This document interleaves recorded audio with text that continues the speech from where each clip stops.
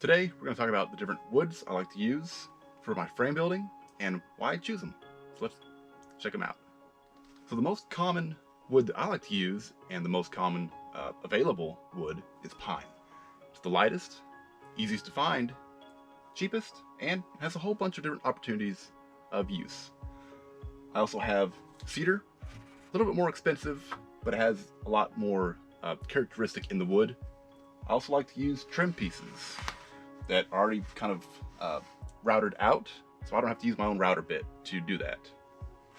So when buying pine, you'll encounter three different qualities of pine available at most lumber yards or home improvement stores. The lowest quality is standard. That includes a lot of rip outs, burnouts,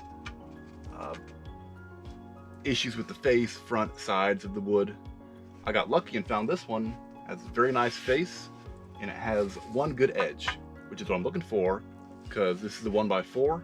I'm going to cut off an inch, so this burnout at the end, he's going to be gone anyway. So I'll cut him out in a nice, pretty good board for a very inexpensive price. The next step up is quality boards.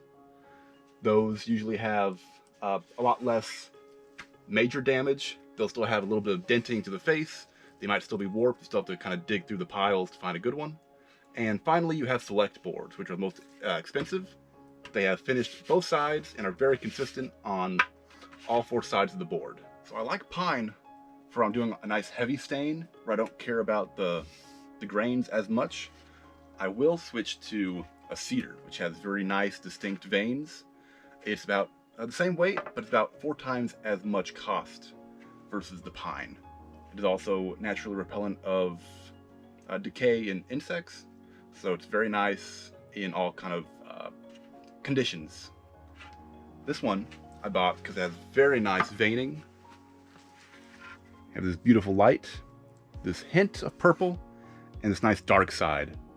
So I want to have it where the light is on the inside of the frame all the way around, and it's going to look absolutely beautiful. The last option I like to use are these trim boards because they're already kind of routed out with the design that I kind of like. I don't have to get out the router table or the router bit and do all this. I can already buy it how it is. But these are a bit flimsy. They can be, especially on some larger applications, so you will have to kind of reinforce them because they're not made to really support a lot of weight, being just trim boards. So for a lot of my applications, I'm going to stick with the pine because a nice dark stain for the frame will usually make all the artwork look pretty good. But when I want that nice characteristic wood, I have to remember that when I cut it, if I'm going to keep a characteristic like this light and the dark consistent, I have to know how I want to cut the board. So I have a little example here. This is basically the scrap off of this big frame I'll get to later. But if I want this kind of indented router work to be on the inside, I need to make sure I cut my board with a triangle, because when I shut it, those will line up. For most of my pine work, I can take a nice board like that, cut him at a 45-degree angle, flip him over, and boom, he's perfect because I'm flipping him around. So I'm kind of pivoting him. Pivot. So when you're ready to finish your frames and add a nice stain, you need to remember that the woods are different colors, so they're not going to finish the same way as the picture on the can of stain. So one example I have is this frame I finished of my self-portrait. I went ahead and added kind of a custom mix with a walnut and kind of a little bit of an ebony stain to kind of create this nice feature that kind of reflects off the highlights of the hair.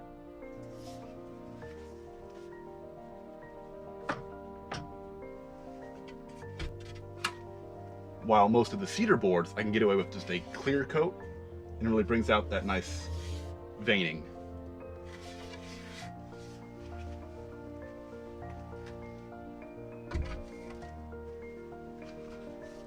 And occasionally I'll go for some inlay work.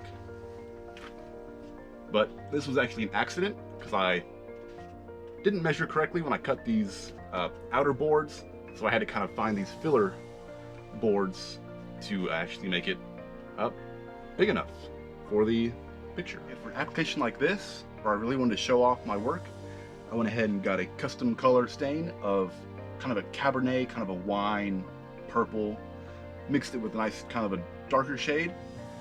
I added it. I let it sit about 10 minutes so it's not completely dry. Then I went and mixed up a nice stronger darker stain to add along these outsides, so these corners, to really give it kind of a custom antique look. And I think it worked out very well. So on the backs of these frames, you have to have supports for the actual picture itself. So for these, I had some scrap wood. I ran all the way along all four sides so that I could nail the canvas right to these boards, not into the actual frame itself. I also added some supports, and these are basically those little triangles we cut out of the frame because I didn't need them. And just reinforcing these two sides was good enough for this one. For future projects, I will probably reinforce all four sides.